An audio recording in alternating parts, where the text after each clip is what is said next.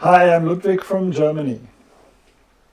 I'm a book author writing about such diverse topics as psychology, spirituality, reorganization of the monetary system, and the meaning of mostly ancient texts written in symbolic language.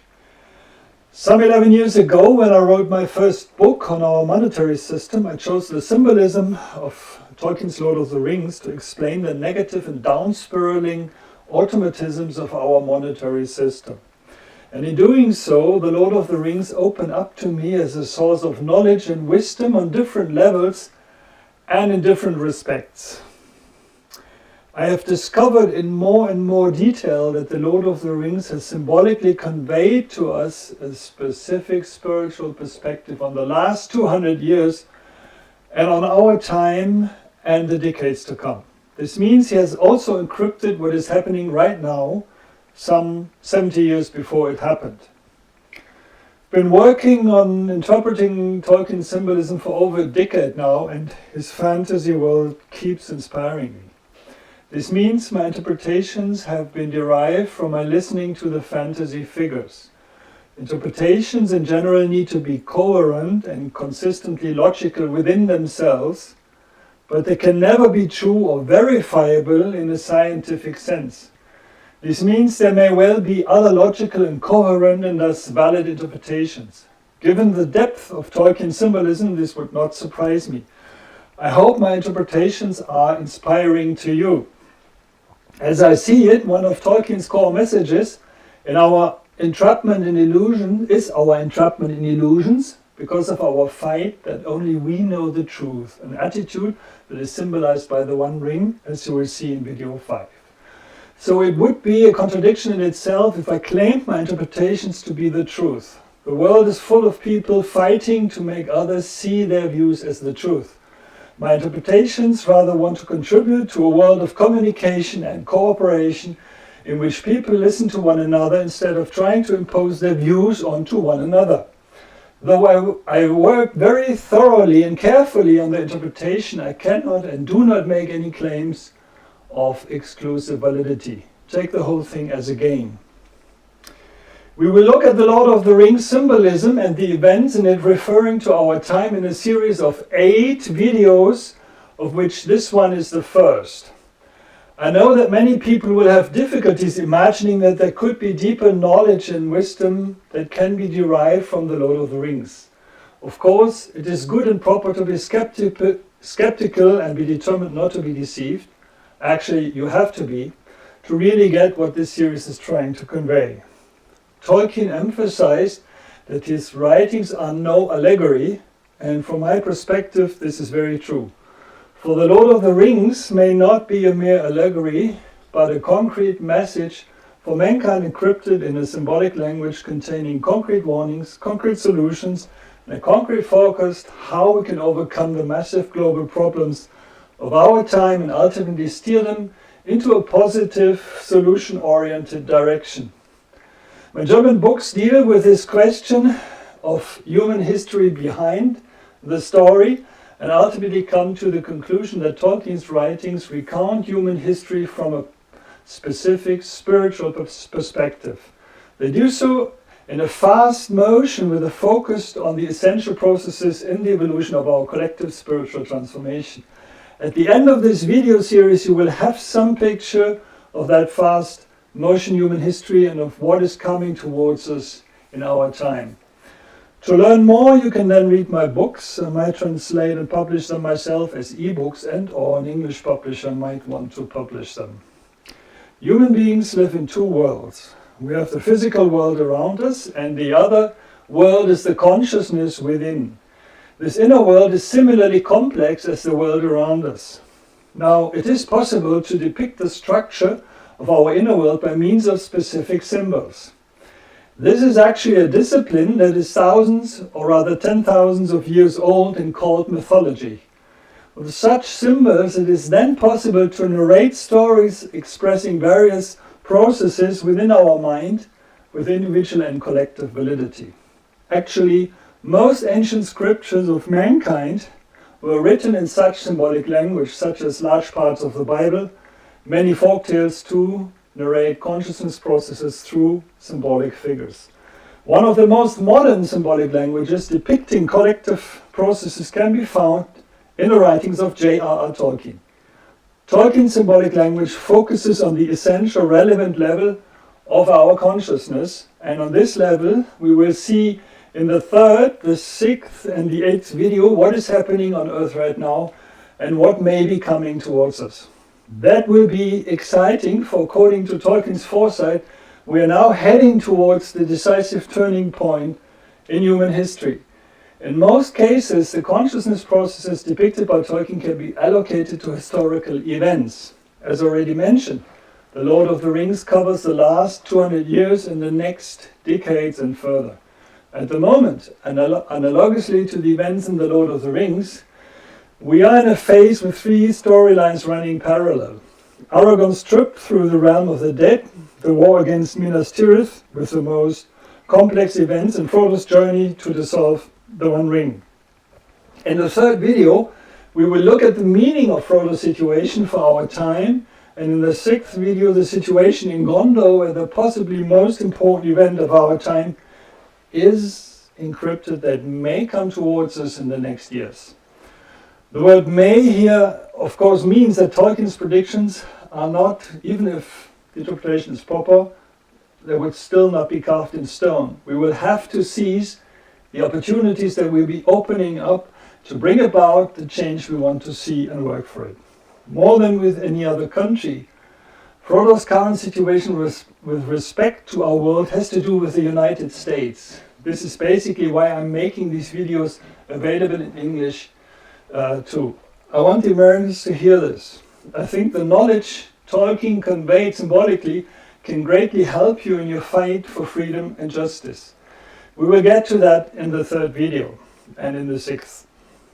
Today it is becoming more and more visible for more and more people that there is a global monetary elite trying to gain a power monopoly over mankind. More and more people realize that this is largely a conspiracy theory becoming a proven one. Before we address the meaning of Frodo's journey for our current time, we have to clarify the meaning of the symbols acting in the relevant passage.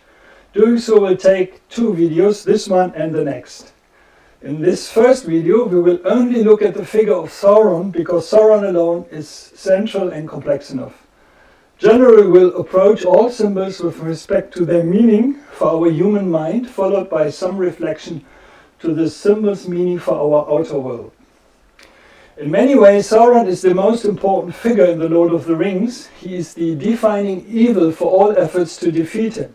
He is the great enemy who is almost invincible until his defeat and who cannot be attacked directly.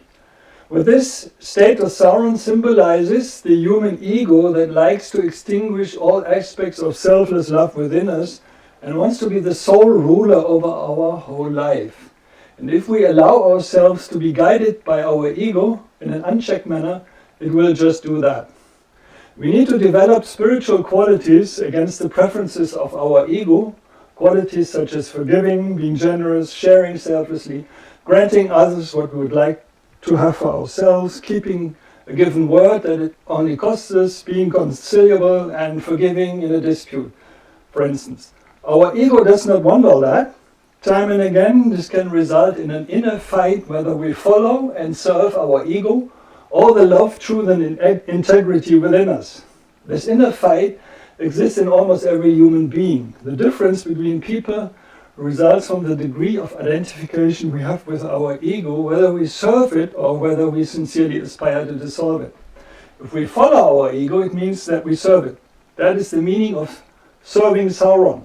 Accordingly, all of Tolkien's figures, who knowingly or unknowingly serve Sauron, represent those parts of our mind with which we serve our ego, whether by intent or not. Our endeavors to shift our ego into the light of our self-realization, dissolve it, for us to be the selfless love again as which God created us, require the development of many expedient qualities such as persistence, patience, discrimination, selfless service of others, a willingness to sacrifice our ego to grow in love, as well as forgiveness, common sense, and many others. We can develop those qualities to counter our ego within us. All of those numerous qualities are symbolized by the positive figures in Tolkien's world fighting against Sauron and his creatures. The order in the positive figures will be subject of the fourth video. We will look at the overall order and only discuss Princess Eowyn of Rohan in more detail. The battles depicted by Tolkien are the battles within us, meaning within the collective mind of our time. We live in the duality of our mind that is tied to space and time, symbolized by Middle-earth. That means within the human mind there are only two strategies we can follow in life. Either we serve our ego and its intentions, that is the war waged by Sauron and the creatures serving him, or we serve God as the selfless love that God is. Try to leave Middle-earth, leave our mind, and persevere to become selfless love and to become ready for that purpose, to sacrifice our self-serving intention. That is the resistance against Sauron and his creatures, so that the elves can return to Aman, which is awareness beyond mind. There are only two possibilities how we can be aligned in life, either towards our ego or towards God as the selfless love within. With most people, we would see a mixture of both. Our time is special insofar as our life circumstances urge us more and more to make the choice to side with our soul, thus with the selfless love within, to start contributing to a better world. Humans primarily serving their ego tend to be ready to gain advantages at the expense of others. As a next step, some ego-oriented people will then be ready to make deals with more powerful egos. They fulfill conditions that those more powerful egos impose on them. In this way, they obtain greater possibilities to gain advantages at the expense of their fellow humans. Superficially, they become more powerful and richer this way, but in reality they yield all their power to those stronger egos. Proverbially, you could call this selling your soul to the devil. It is a self-abandonment, more seemingly more power and more money. From this nature of the human ego, you can deduce structures and patterns for fundamental processes in our outer world when and as the collective consciousness is ego-driven. If the entire society or mankind tends more towards selfishness and the prostitution of our values than towards selflessness and integrity, then we can observe the formation of hierarchical power structures in which stronger and darker egos rule over the weaker and less dark egos. Due to the dynamics of stronger egos ruling over weaker egos, the collective ego forms power hierarchies. Without our collective ego, those hierarchies would not even exist. But through our collective ego, a pyramid of selfish power emerges in which the tip of the pyramid dominates the rest of mankind. All the power exercised by any lower ranks within the pyramid requires the support or connivance of higher ranks in the pyramid, and ultimately that of the tip of the pyramid. This is how the tip of the pyramid knows about everything going on in an ego-dominated world. At the same time, the humanness in us fades the more a human being is ego-driven. That means that the humanness in the darkest human minds is virtually absent and invisible. So the tip of the pyramid is also invisible. And this is why the tip of a pyramid of selfish power is symbolized by an all-seeing eye, Sauron's eye, that the movie depicts as a red reptilian eye, while Sauron himself is invisible. The power of the tip of the pyramid cannot be broken as long as society or mankind as a whole is ego-dominated, as our ego automatically delegates our power to them. The only chance to end their power is in transforming spiritually and working on the dissolution of our own ego. This is why the quest to defeat Sauron symbolizes our collective endeavors for spiritual transformation and an awakening in order to be able to dissolve the self-proclaimed elite at the tip of the pyramid. So the only chance that the self-proclaimed elite at the tip of the pyramid has to stay in power is to destroy our integrity, spread crime, injustice, violence and the likes, to make us unfit for spiritual transformation. As they manage to do that, They advance in moving mankind to agree to our disempowerment in the name of fighting the darkness that the elites themselves spread. They try to advance that disempowerment by making us delegate all of our power to centralized institutions such as the UN or the EU that they control from the background as what is called the monetary elite. So, due to the automatic dynamics of the human ego to generate an elite ruling over the rest of us, Sauron does not only symbolize the human ego, but also that small group of people that has been pursuing a century-old plan to obtain a power monopoly over mankind. Sauron's all-seeing eye, the global monetary elite. So, Sauron within our ego, Sauron in the outer world, the global monetary elite trying to obtain a power monopoly over mankind. Tolkien exposed this plan in the background of human history in a symbolically encrypted form in The Hobbit and The Lord of the Rings, even before Eisenhower and Kennedy hinted at a dangerous conspiracy by a monetary elite. Given the overwhelming global success of The Lord of the Rings, this plan has been hidden in plain sight all of these decades without us comprehending it until now. While the global monetary elite has been working on the subjugation of mankind for such a long time already, Tolkien not only shows the activity of that group, but preeminently the control of our collective processes by the monetary elite, as well as mankind's efforts for our liberation and the slow awakening of our spiritual values in the course of that battle, of our integrity and love that we need to counter the collective ego darkness. Now we might consider that small group at the tip of the global power pyramid to be very evil and hate them. However, that will not help us because we do not recognize the cause of their power. Hatred of the evil in the world carries that evil into our own minds, so that we become a part of it and thus reinforce the evil in the world. In reality, the only real foundation for the power that the monetary elite exercises is our collective ego. The monetary elite exists and acts exclusively through the ego in the collective mind. Without our collective ego, they would not even exist. They depend 100% on people delegating their power over their own lives to them to further their selfish interests. They depend 100% on us collectively thinking more about our own well-being than about the well-being of the whole of society and of others.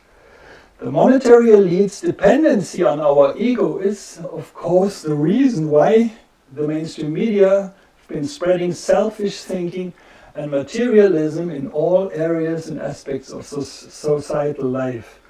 More overall selfishness automatically means more power for the monetary elite. So what needs to be done to recover our power? Apparently we have to focus our energy primarily on a more loving world, on the increase of selfless love, on forgiveness, on the agreement and cooperation for the solution of the problems in the world, on conveying such human values to our children. If we want love to win the battle, we must become love ourselves. If we as mankind allow the monetary elite to make us fight against one another, they win.